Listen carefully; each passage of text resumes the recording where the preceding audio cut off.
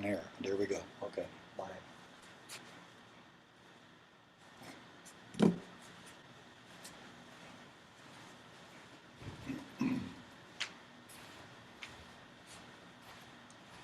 Hey everybody, we want to welcome you to today's webinar. With me today is Brendan Cooper. Brendan and I work together here at Tiffany Greens, doing all the instructions. And Brendan was brought up in the golfing machine, as most of us were, that are with the 5 simple keys. And today we're going to talk about what's called fact or myth. Swing plane. Is it a fact or is it a myth? What we have set up here is a plane board. And I know you can't see it from this angle, but it's actually a piece of plexiglass that is on a slant that we can adjust to any angle of the golf club. And when you're swinging this thing, as we were brought up, what would happen is that the shaft and the butt of the club would always point to the base of the plane line throughout the swing.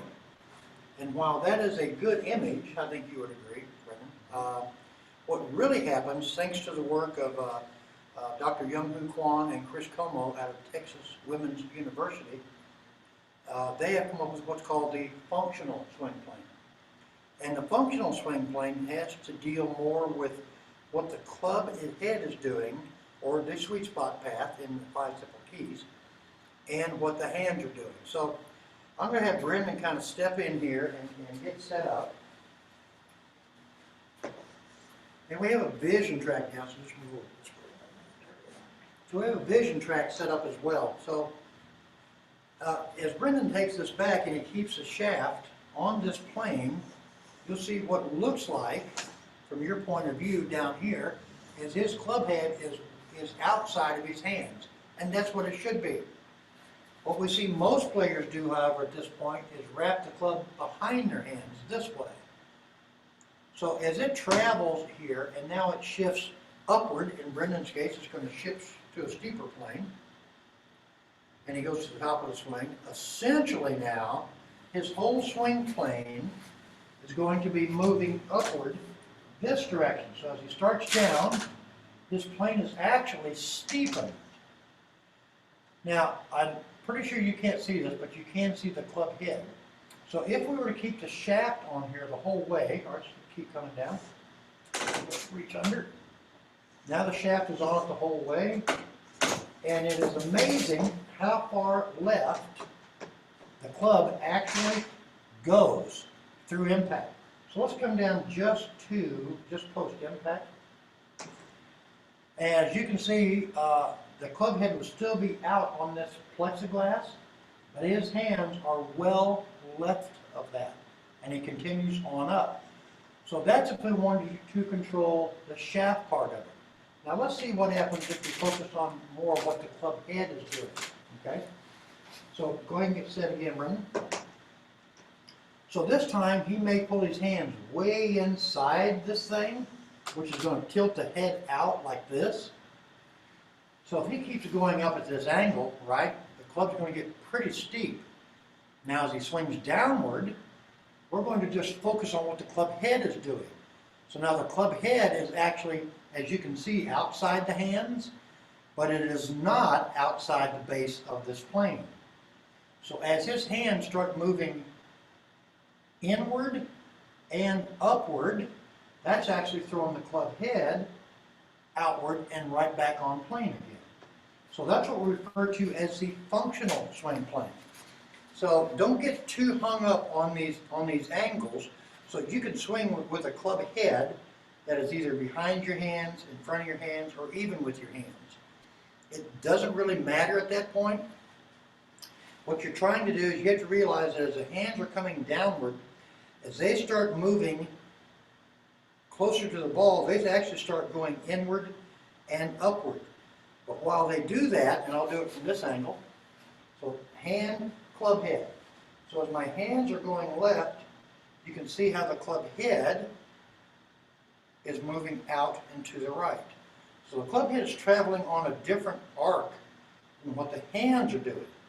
And most mistakes we see is the club head going right past the hands, wouldn't you say? Oh, definitely. So why don't you talk a little bit about some of the things that you see out there with people trying to control their plane? Well, one thing that Chuck already mentioned, everybody will try to either flip the club at the bottom and break down the left wrist, or what they think, well, the other thing they'll try to do is they'll try to actually bring the club and arms out this way, Right. completely off point. Right, so now you have the hands and the arms both going out, Yes. right? And instead of them working on an arc, they're working more on a straight line. Exactly. So when that happens, you're going to get a lot of heel shots. You're going to see the people that lose their posture going forward this way. We call it the goat. The goat. We have one of the assistants here that's really good at the goat, okay? Because his hands are going in the wrong direction. So as soon as we get his hands to go a little left, he stops that early extension piece, right? So I know you can't see it real clearly, but on the ground, we actually have what's called a vision track. So Brendan will set up on this again. I'll move this. There we go. You go ahead and get set. So the vision track is what we use to control the sweet spot path in the 5 simple keys. So as he goes back, it's actually tracing what we refer to as the alternate target line, and it'll go all the way up, and then when he comes down again, even though I steepen this plane, here, all right, even though I steepen this plane a little bit, as he comes down, that club head picks up that alternate target line again, just on the vision track, and then exits. So again, the big key is how far left this thing exits, right? So let's flip this around so they can see it from the other view. Let's turn this whole thing around. And now they'll get to see how quickly this thing exits. Okay? And we got to get this going like this. There we go. So from, again, your point of view, what you're going to see is his exit and how far to the left. For him visually, it really feels way left, and it will for most people, right? So if he does swing it down that shaft, let's do it a little bit slower in through here. So we're coming into impact, right? So see, the hands are already starting to move inward and upward. Look how far the hands are going inward while the club head still stays out. And again, we see people all the time trying to do this, trying to catch it up.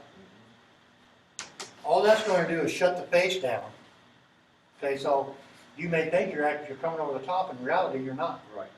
Or the vernacular coming over the top, right? Yeah. And we would call that an inward path. And the ones that go to the right are more of an outward path. So, but again, if you think of it, if you were just standing here and going like this, how does your body, when you say this is impact, you can see how quickly this goes around. And you'll see players try to roll their hands to do that. And for some players, that's what they need to do. It kind of depends on their body motion, right? Yep. So let's see what happens on a plane if Brendan starts his downswing down with 3 different pieces. We're going to talk about the 3 pieces of the chord, the lower, the mid, and the upper. So if he goes to the top, right, and now he starts with a lot of lower chord. That tips the club way back, and now his only choice is to fire his arms outward, because he started with the lower chord. Now we're going to go to mid chord, okay? So he comes back, again, he's going to use mid chord this time. Now it's not as severely, right? But this one's still going to exit pretty straight, and still a little bit off plane, right? Now he's going to use the upper chord. So once he gets to the top, there is a little move to the left, right? That's getting the weight forward. Now the upper chord starts turning, and that upper chord keeps pulling him all the way around. So those 3, what we would call pivot motions or release types, are going to be totally dependent upon your body type, your body biomechanics. Right. So we get lots of players, especially good players, that think that they have to get the hips firing in this direction. And when you do, the club tips way too far under, and now we get the goat move, right? Yep.